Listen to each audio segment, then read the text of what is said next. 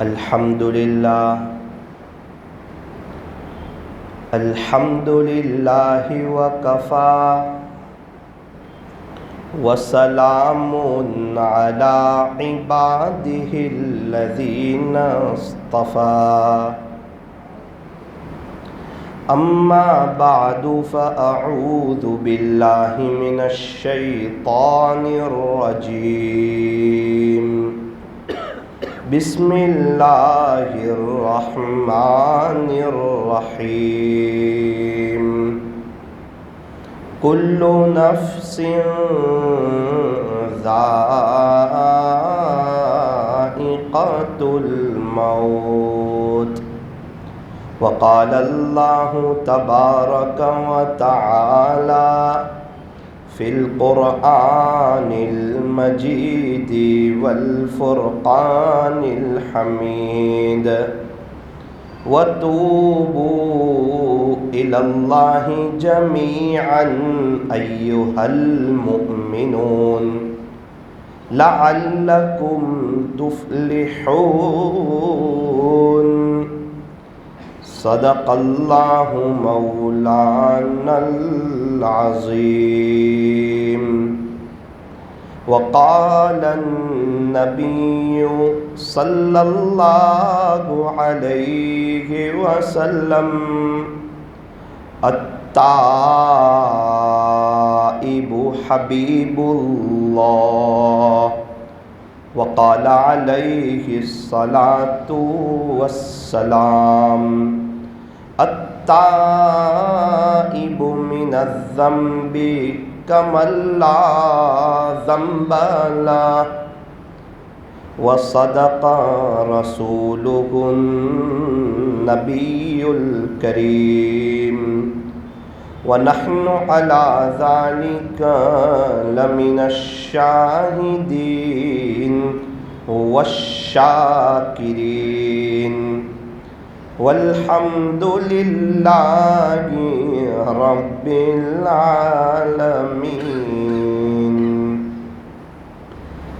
غنیمت سمجھ زندگی کی یہ بہار کہ آنا نہ ہوگا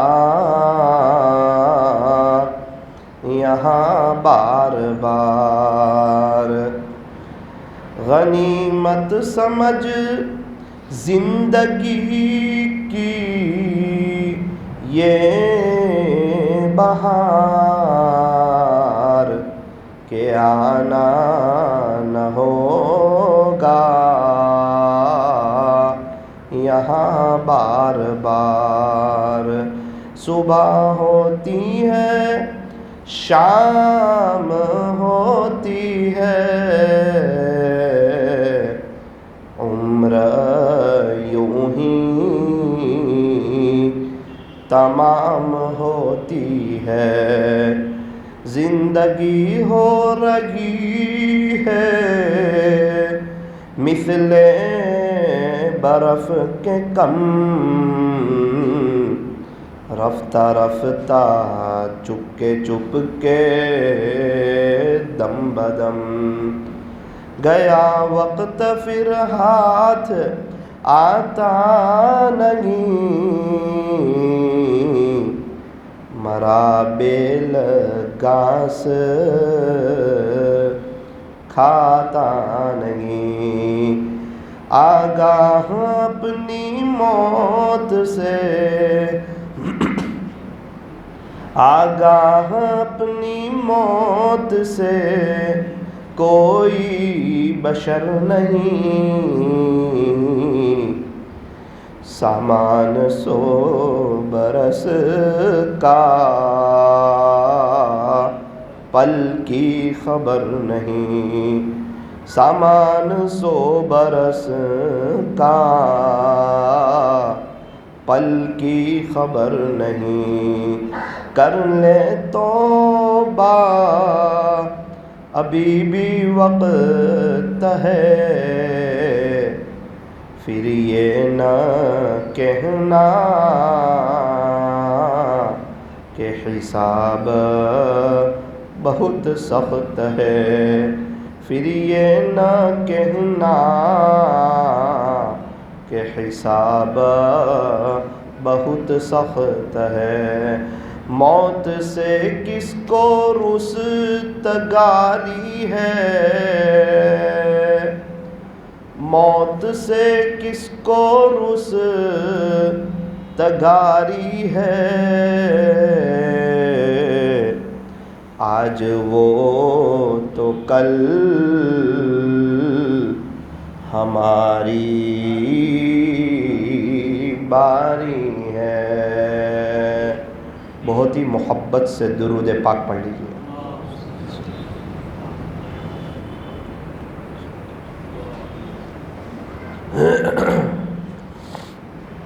بزرگان محترم، معزز علماء کرام اور عزیز نوجوانوں، آج کا جو دن ہے وہ جمعہ کا دن ہے، اور جمعہ کا جو دن ہوتا ہے وہ بہت ہی مبارک، بہت ہی بابرکت اور بہت ہی باعظمت دین ہوا کرتا ہے۔ جمعہ کے دن کی حدیث پاک میں اور روایتوں میں بڑی ویلیو اور قدردانی آئی ہے۔ روایتوں میں یہاں تک آتا ہے کہ جمعہ کا جو دن ہوتا ہے نا، وہ عیدین سے بھی افضل ہوتا ہے۔ سال میں 2 عید آتی ہے، ایک رمضان عید جسے عید الفطر کہا جاتا ہے، اور ایک بقری عید جسے عید الاضحیٰ کہا جاتا ہے۔ روایتوں میں یہاں تک آتا ہے کہ جمعہ کا جو دن ہوتا ہے وہ عیدین سے بھی افضل ہوتا ہے۔ علماء کرام فرماتے ہیں کہ جمعہ کا جو دن ہوتا ہے نا، وہ سید الایام ہوتا ہے، دنوں کا سردار ہوتا ہے۔ جس طرح مہینوں میں رمضان کا مہینہ افضل، راتوں میں شب قدر اور عرفات کی رات افضل، وقتوں میں فجر کی نماز کے بعد کا وقت اور عصر کی نماز کے بعد کا وقت یہ افضل، اسی طرح دنوں کے اعتبار سے جمعہ کا جو دن ہوتا ہے وہ افضل اور قیمتی دن ہوتا ہے۔ علماء کرام فرماتے ہیں کہ انسان جیسا جمعہ گزارتا ہے، اللہ ویسا پورا ہفتہ گزارنے کی توفیق عطا فرماتے ہیں، اور انسان جیسا رمضان گزارتا ہے، اللہ ویسا پورا سال گزارنے کی توفیق عطا فرماتے ہیں، اور انسان جیسا حج کرتا ہے، اللہ ویسی پوری زندگی گزارنے کی توفیق عطا فرماتے ہیں۔ ایک سوال ہوتا ہے کہ جب جمعہ کا دن بہت مبارک ہے، بہت ہی قیمتی ہے اور بڑا ہی قابل احترام ہے، واقعتاً اس دن کی قدر کرنی چاہیے، احترام کرنا چاہیے، کوئی ایسا کوئی جمعہ کے لیے کوئی خاص وظیفہ ہو کہ جمعہ کے دن میں اس کو زیادہ کیا جائے؟ فرمایا ہاں، وقت کے اعتبار سے اور جگہ کے اعتبار سے الگ الگ وظیفے بتائے جاتے ہیں۔ یوں فرمایا کہ اگر کوئی مکہ مکرمہ میں ہو تو اس کے لیے طواف سب سے افضل عمل ہے، اس کو چاہیے کہ طواف زیادہ کرے۔ پھر رمضان کا مہینہ آ جاوے تو کیا کریں؟ فرمایا رمضان کے مہینے میں اللہ کا قرآن زیادہ پڑھے۔ رمضان کا مہینہ آ گیا، اب قرآن شریف زیادہ پڑھو، زیادہ سے زیادہ، کیونکہ رمضان کو قرآن کے ساتھ ایک خاص مناسبت ہے۔ تو یوں فرمایا کہ مکہ مکرمہ میں ہو طواف زیادہ کرو، رمضان کا مہینہ آ جائے پھر اللہ کا قرآن زیادہ پڑھو۔ دنیا کی کتابوں میں قرآن چمکتا ہے، قرآن میں اللہ کا فرمان چمکتا ہے۔ بنا لے جو عادت تلاوت قرآن کی، اللہ کی نظروں میں وہ انسان چمکتا ہے، اللہ کی نظروں میں وہ انسان چمکتا ہے۔ قرآن کریم یہ اللہ کا پیغام ہے ہمارے نام، یہ اللہ کا پیغام ہے اپنے بندوں کے نام۔ یوں فرمایا قرآن شریف کو محبت کی زبان سے پڑھنا، قرآن شریف کے ایک حرف پڑھنے پر کم سے کم جو بات ہے وہ 10 نیکی ملتی ہے، 10 نیکی، ایک حرف پر 10 نیکی، 2 حرف پر 20 نیکی، 5 حرف پر 50 نیکی۔ اگر کوئی پڑھے الحمد تو اس کو 50 نیکی مل گئی. یہ ایک دم پکی اور سچی بات ہے. اور میرے عزیزو یہ روپیے پیسے کی اور پاؤنڈ ڈالر کی بات نہیں چل رہی ہے. انگلینڈ میں پاؤنڈ ڈالر چلتے ہیں, امریکہ میں ڈالر چلتے ہیں, فرانس میں یورو چلتے ہیں, سعودی عرب میں ریال چلتے ہیں, تو قبر میں اچھے اعمال چلتے ہیں. قبر کی جو کرنسی ہے نا وہ اچھے اعمال ہے.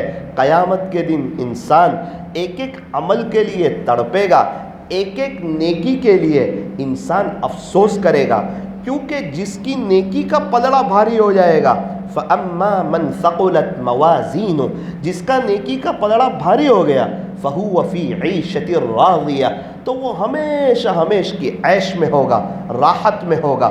ویسے بھی جنت عیش کی جگہ, راحت کی جگہ, سکون کی جگہ, اطمینان کی جگہ, مزے کرنے کی جگہ, پکنک کی جگہ, کھاؤ پیو گھومو مزے کرو. کہاں پر؟ فرمایا جنت میں. اپنی مرضی کے مطابق زندگی گزارنے کی جگہ. کیا ہے؟ فرمایا کہ وہ جنت ہے. اللہ کی جنت میں سب سے قیمتی نعمت کون سی؟ فرمایا کہ اللہ کا دیدار یہ جنت کی سب سے قیمتی نعمت ہے.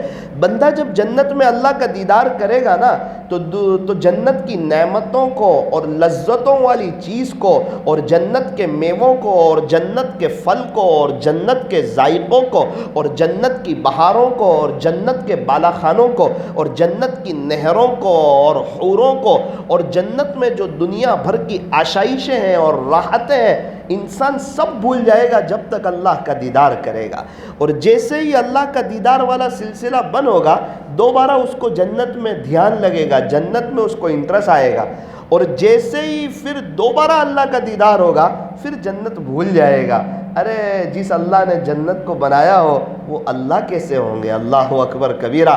میرا عزیزو, مجھے اور آپ کو تو اللہ کا دیدار کرنا ہے, ہمیں تو اللہ کو دیکھنا ہے, ہمیں تو اللہ کے سامنے جانا ہے, ہمیں تو اللہ کو منہ بتانا ہے. اسی لیے فرمایا کہ دوستی اللہ سے کرو, یاری اللہ سے لگاؤ, دل کی تار اللہ سے جوڑو, اپنے دل کو صاف رکھو. یہ تو ایک دل ہے اور ایک اللہ کے لیے ہے. اس دل میں تو اللہ کے غیر کے لیے کوئی جگہ ہی نہیں ہے. اور کسی انسان کے جسم میں دو دل نہیں ہے کہ ایک اللہ کو دے دے, ایک اللہ کی مخلوق کو دے دے. ما جعل اللہ لرجل من قلبین فی جوفہ, اللہ تعالیٰ نے کسی انسان کے جسم میں دو دل نہیں بنائے, یہ تو ایک دل ہے. اللہ بھی ایک ہے, دل بھی ایک ہے. یوں فرمایا اس زمین کا سودا اللہ سے کرو. ہو چکا ہے, سمجھانے کے لیے عرض کر رہا ہوں. اس زمین کا سودا, اس دل کی زمین کا سودا اللہ سے کرو.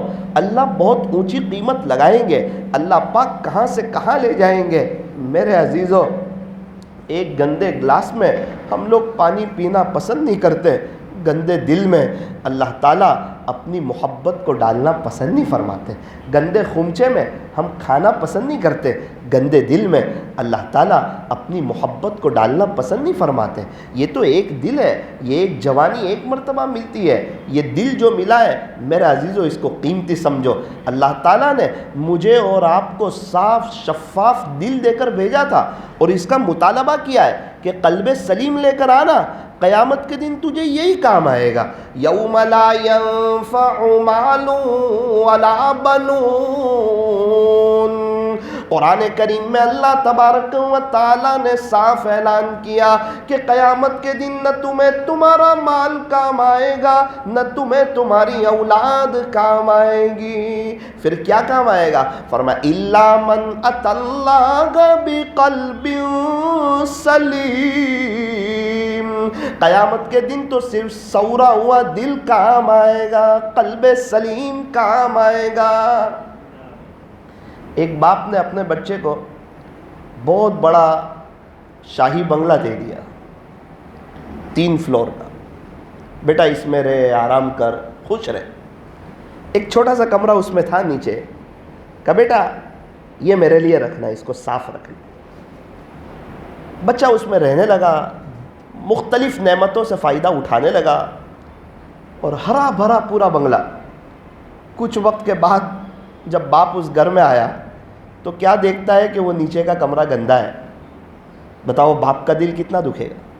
کہ اس کو یہ سب نعمتیں دی اور یوں کہا تھا کہ بیٹا صرف یہ کمرہ صاف رکھنا، یہ میرا گھر ہے، اس کو اتنا بھی وقت نہیں ملا کہ اس دل کو صاف رکھتا۔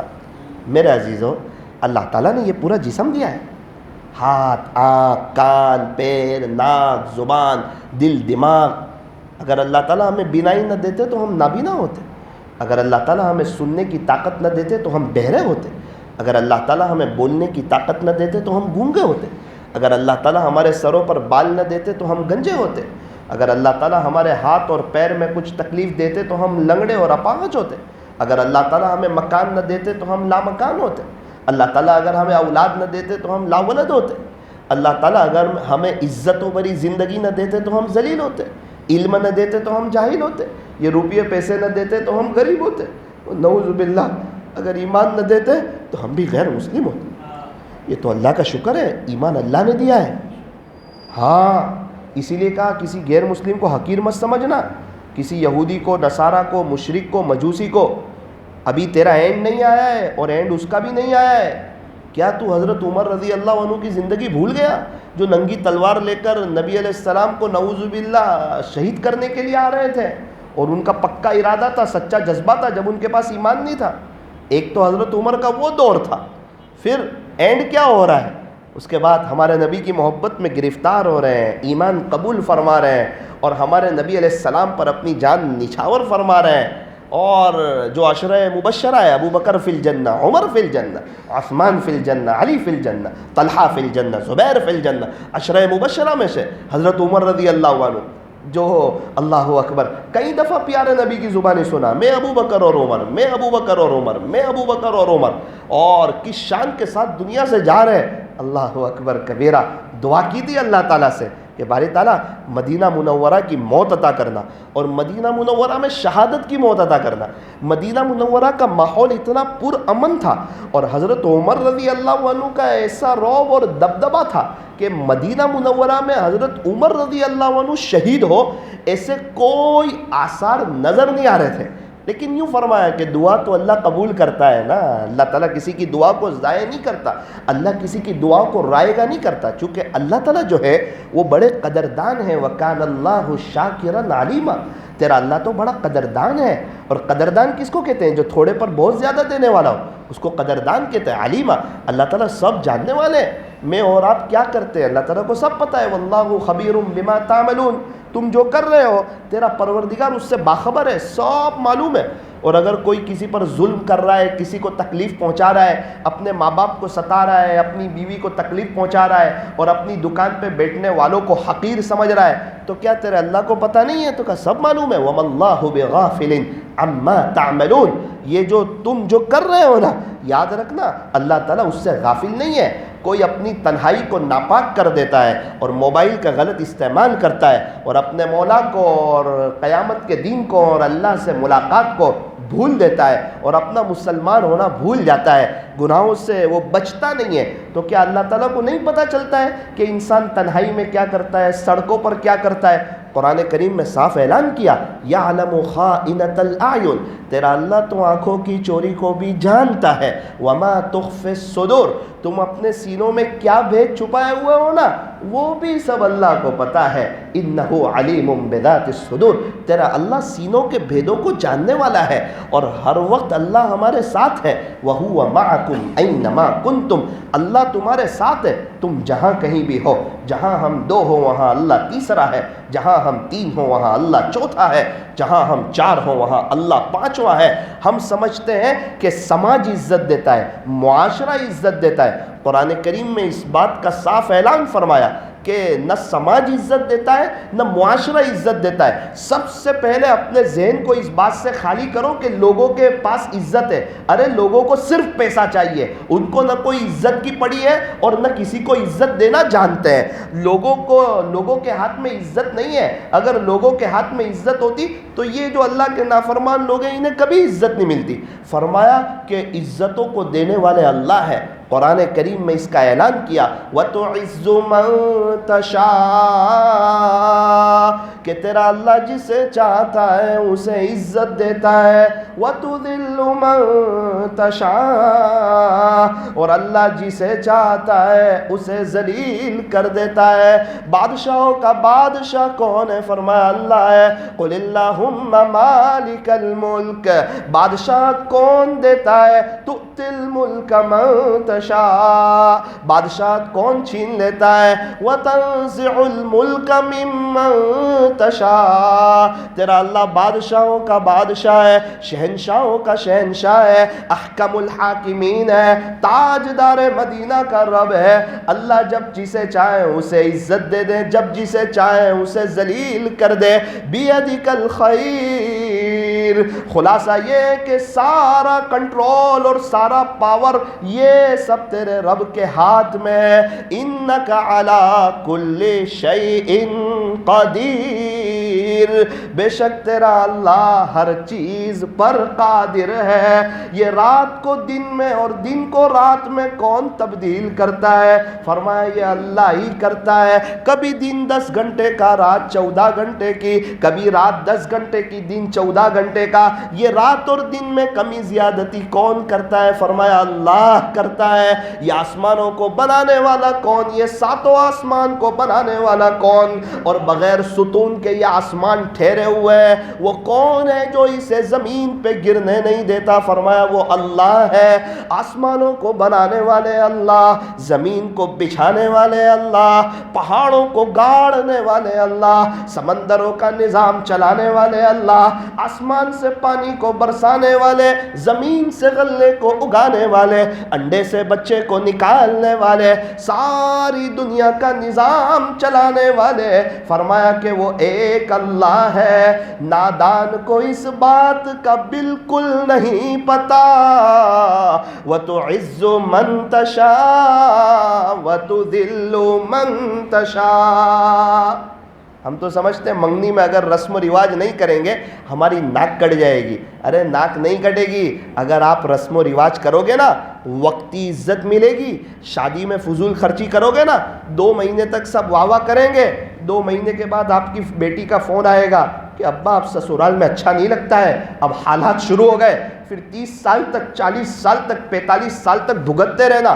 اگر وقتی عزت کے پیچھے گئے، شادی کا موقع ہے، سب کو خوش کیا جا رہا ہے، ارے شادی ہے، خوش کرو خوش کرو خوش کرو، یہاں تک کہ گھر کی کام والی کو بھی خوش کرو، یار خوشی کا موقع ہے۔ ایک اللہ کو بھول کر، جو خالق ہے، جو مالک ہے، جو پالنہار ہے، اس اللہ کو بھول کے سب کو خوش کرو۔ ارے عزت ہونی چاہیے یار، سماج میں اپنا نام ہونا چاہیے، معاشرے میں اپنا مقام ہونا چاہیے۔ میرے عزیزو، ایسے معاشرے میں مقام نہیں ملتا، اللہ کو ناراض کر کے معاشرے میں عزت ملتی ہے کیا؟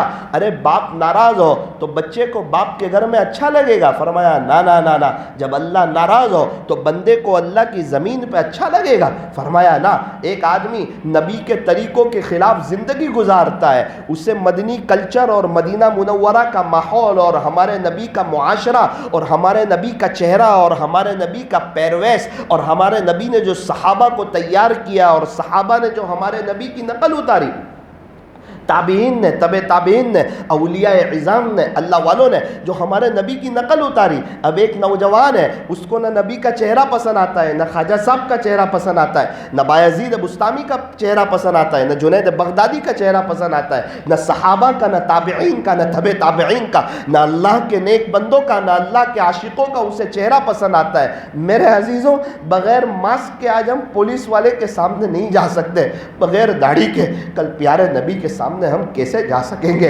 کہیں ایسا نہ ہو کہ روز اقدس پر پیارے نبی سے ملاقات ہو، یہ نہ کہہ دے جا جا جا دنیا میں تجھے میرا چہرہ پسند نہیں تھا، آج مجھے بھی تیرا چہرہ پسند نہیں ہے۔ میرے عزیزوں، نبی کا چہرہ اللہ کو پسند آیا اور نبی کا چہرہ اللہ کو پسند آیا۔ اللہ تعالیٰ قرآن کریم میں فرما رہے ہیں والضحیٰ، پیارے نبی جی آپ کے روشن چہرے کی قسم۔ مفسرین نے اس کے 3 ترجمے کیے، امام رازی رحمۃ اللہ علیہ نے اس کا ترجمہ کیا، پیارے نبی جی آپ کے روشن چہرے کی قسم، واللیل اذا سجا، پیارے نبی جی آپ کے سیاہ زلفوں کی قسم، ہمارے اللہ کو ہمارے نبی کے بال بھی پسند آئے اور ہم اپنے بچوں کے انگریزی بال کٹواتے ہیں، کیا یہ بڑا ہو کے نبی کی سنت پر چلے گا؟ نا نا نا نا، ہر ماں باپ کو اپنے بچے کی دنیا کے حد تک کی فکر ہے، میرا بچہ ویل سیٹ ہو جائے، میرا بچہ ڈاکٹر بن جائے، انجینئر بن جائے، وکیل بن جائے، پروفیسر بن جائے، میرا بچہ اچھا انگلش پڑھ لے اور میرے بچے کی شادی اچھی جگہ ہو جائے، اس کا بنگلہ ہو جائے، اس کے پاس کار ہو جائے۔ میں باپ ہوں، میں اپنے بچے کو دنیا میں پریشان حال نہیں دیکھ سکتا۔ کوئی بات نہیں، بہت اچھی سوچ ہے، آپ چاہے تو ڈاکٹر بناؤ، آپ چاہے تو انجینئر بناؤ، تھوڑی سی سوچ آگے بھی تو بڑھا لو، تھوڑی سی سوچ کہ جب میرے بچے کا انتقال ہو رہا ہو نا تو اس کی روح آسانی سے نکل جاوے، میرے بچے کو تکلیف نہ ہو، کیونکہ ایک گنہگار کی جب روح نکالی جاتی ہے وہ اس طرح نکالی جاتی ہے کہ کاٹن کے کپڑے میں دنیا بھر کے کانٹے پیرو دیے جائے اور ان کانٹوں کو کھینچا جائے تو کاٹن کا کپڑا پورا جگمگ ہوتا ہے، پورا ہلتا ہے، پورا ایسے کھینچتا ہے۔ اس سے خطرناک طریقے سے ایک گنہگار کی روح نکالی جاتی ہے، اس کی روح نکالی جاتی ہے تو جب وہ چیختا ہے، یوں لکھا ہے کتابوں میں، اس کی آواز انسان اور جنات کے علاوہ تقریباً ساری مخلوق سنتی ہے، اتنی خطرناک اور روح نکلنے کی تکلیف ہوتی ہے۔ ہم تو ایک آخرت کی زندگی کو مذاق لے رہے، سیریس لے ہی نہیں رہے، گھر میں کھانا بنتا ہے اس کو سیریس لے رہے، تیل کے ڈبے کا بھاؤ بڑھ جائے اس کو سیریس لے رہے، پیٹرول کا بھاؤ بڑھ جائے اس کو سیریس لے رہے، اور موجودہ زندگی اس کو سیریس لے رہے، اور مہینے کی ہماری جو نوکری ہے اس کو سیریس لے رہے، گھر خرچے کو سیریس لے رہے، بچوں کی اسکول ٹیوشن کی پڑھائی کو سیریس لے رہے، آخرت کی زندگی کو سیریس نہیں لے رہے، ہم لوگ نارمل لے رہے، کہتے دیکھا جائے گا دیکھا جائے گا دیکھا جائے گا۔ ارے اللہ قرآن میں کہتا ہے افحسبتم انما خلقناکم عبثا، کیا تم یہ گمان کرتے ہو کہ ہم نے تمہیں ایسے ہی بیکار پیدا کر دیا؟ کیا تمہارا یہ گمان ہے وَأَنَّكُمْ إِلَيْنَا لَا تُرْجَعُونَ؟ تم مجھے یہ تو بتاؤ کیا تم دوبارہ لوٹ کے میرے پاس نہیں آؤ گے؟ کیا حساب کتاب کا دن نہیں آنے والا ہے؟ ارے جب نامہ اعمال کھلے گا قیامت کے دن کی 3 گھڑیاں بہت خطرناک ہوگی، اس میں ایک وہ گھڑی جب بندے کو اس کے والد صاحب کے نام کے ساتھ پکارا جائے گا، فلاں ابن فلاں حساب کتاب کے لیے آ جائے۔ اب حساب کتاب لینے والا کون ہے؟ اللہ ہے، اللہ کا جلال ہوگا، اللہ کا رعب ہوگا، اللہ کا دبدبا ہوگا۔ پوری زندگی دی تھی، جوانی دی تھی، دنیا بھر کی نعمتیں دی تھی، ایک آنکھ، یہ 2 آنکھیں ہیں، ہم میں سے اگر کسی کو کہا جائے 20 لاکھ روپے دیتے 2 آنکھ دو، کوئی 2 آنکھ دینے تیار نہیں ہوگا۔ دنیا بھر کی اللہ تعالیٰ نے ہمیں نعمتیں دی ہیں، اس دن اللہ تعالیٰ ہم سے سوال پوچھیں گے جب نامہ عمل کھلے گا اور ایک ایک سیکنڈ کا اور ایک ایک گھڑی کا رپورٹ جب سامنے آئے گا نا، انسان تڑپے گا اور مچلے گا اور افسوس کرے گا اور کہے گا یہ کیسا نامہ اعمال ہے، اس میں نہ کوئی چھوٹی چیز چھوڑی ہے نہ کوئی بڑی چیز چھوڑی ہے۔ میرا عزیزو وہ دن آنے والا ہے، اس لیے کہتے ہیں اپنی زندگی کو یو ٹرن لو، جس طرح جنید جمشید نے یو ٹرن لیا۔ عزت بھی ہے، شہرت بھی ہے، دولت بھی ہے، دنیا میں نام بھی ہے، ہم لوگ جن چیزوں کے خواب دیکھتے ہیں، گلیمر لائف ہے، پھر کیوں یو ٹرن لیا؟ کیوں اسلامی لباس، کیوں ٹوپی، کیوں اللہ کے راستے میں وقت لگانا، اور کیوں اسلامی سوچ، اور کیوں اللہ کے دین کے خاطر محنت کرنا؟ پھر ہوتا کیا ہے؟ قبر کھودنے والا کہتا ہے کہ جب میں جنید کی قبر کھود رہا تھا نا، اس میں سے خوشبو آ رہی تھی، اس میں سے خوشبو آ رہی تھی۔ اللہ بڑے قدردان ہے، وہ ایک ملک میں مشہور تھا جب تک توبہ نہ کی تھی، توبہ کی اللہ نے پوری دنیا میں مشہور کر دیا۔ مکہ مکرمہ میں جنید جمشید کے بورڈ لگائے تو جنید جمشید رونے لگے، دل ان کا رونے لگا کہ ایک وقت تھا میرے گانے کے بورڈ لگتے تھے اپنے ملک میں، مجھے نہیں پتا تھا میں توبہ کروں گا، میرا اللہ اتنی قدردانی کرے گا۔ آج مکہ کی گلیوں میں جنید جمشید کے بورڈ لگے ہوئے ہیں، اور وہاں کی قبرستان کا رکھوالی کہتا ہے کہ جنید کی قبر پر روزانہ 600 لوگ ایصال ثواب کرنے کے لیے آتے ہیں، جمعہ میں 3000 لوگ، آج ہمارے جنازے میں نہیں ہوتے 500 لوگ۔ میرے عزیزو اللہ کی طرف آؤ، اللہ کی طرف آؤ، زندگی گزارنے کی مزہ بھی آئے گی، چین سکون اطمینان اور امن و امان ملے گا، مقدر کی روزی ملے گی، پیر پڑی ملے گی، عافیت کے ساتھ ملے گی، اطمینان کے ساتھ ملے گی، ڈاکٹروں کے اور عاملوں کے اور گھر کے جھگڑوں سے بچتے ہوئے ملے گی، اور اگر اللہ کو ناراض کیا مقدر کی روزی پھر بھی ملے گی، وہ عاملوں کے چکر کاٹتے کاٹتے ملے گی، پریشانیوں کے ساتھ ملے گی، بکھری ہوئی ملے گی، سر پڑی ملے گی، 2 کام بنانے جائے گا 4 کام بگڑیں گے، 4 کام بنانے جائے گا 8 کام بگڑیں گے۔ ابھی تک کی زندگی تلخیوں کا شکار ہے، ہر بار شیطان خواب بتاتا ہے اب سورے گی، اب سورے گی۔ آپ لکھ کے رکھو، نہیں سورے گی۔ اگر اللہ کی طرف یو ٹرن نہیں لیں گے تو پوری زندگی بے چینی میں، حالات میں، بڑھاپا بھی بڑا کٹھن گزارو گے۔ نہ بچے ہمارے ہوں گے، جو اللہ کا نہیں ہوتا اس کی بیوی بھی نہیں ہوتی اور اس کے بچے بھی اس کے نہیں ہوتے، اور جو اللہ کا ہو جاتا ہے پھر جنگل کے جانور بھی اس کی سنتے ہیں، اس کی مانتے ہیں۔ اس لیے میرے عزیزوں، یہ کوئی میں بیان کرنے نہیں آیا ہوں اور کوئی لچھے دار تقریر کرنے نہیں آیا ہوں، ایک درد دل سنانے آیا ہوں۔ اپنے نوجوانوں سے کچھ ریکویسٹ اور کچھ درخواست کرنے کے لیے آیا ہوں۔ یو ٹرن لو، کل نہیں، کل کرتے کرتے تو کئیوں کے جنازے اڑ گئے۔ قبرستان ایسے نوجوانوں سے بھرے پڑے ہیں جو یوں کہتے تھے کہ ہم بڑھاپے میں توبہ کریں گے، بڑھاپا آیا ہی نہیں، جوانی میں موت نے انہیں آ پکڑا اور اللہ کو پیارے ہو گئے۔ میرے عزیزو، جمعہ میں جس طرح مسجدیں بھری ہوتی ہے، اللہ کرے فجر کی نماز میں مسجدیں بھری ہو، ہم اٹھ کر آئے۔ ارے شادی میں کوئی بڑا آدمی کنکوتری بھیجتا ہے، ہم چلے جاتے ہیں، جانا ہی پڑے ورنہ برا لگے۔ اللہ بھی تو کنکوتری بھیج رہا ہے نا، حیا علی الصلاۃ، آ جا میرے بندے۔ لیکن فجر کی نماز میں میٹھی نیند سو رہا ہے، وہ دنیا کے بڑے آدمی کو جانتا ہے لیکن اللہ اکبر کا ترجمہ نہیں جانتا۔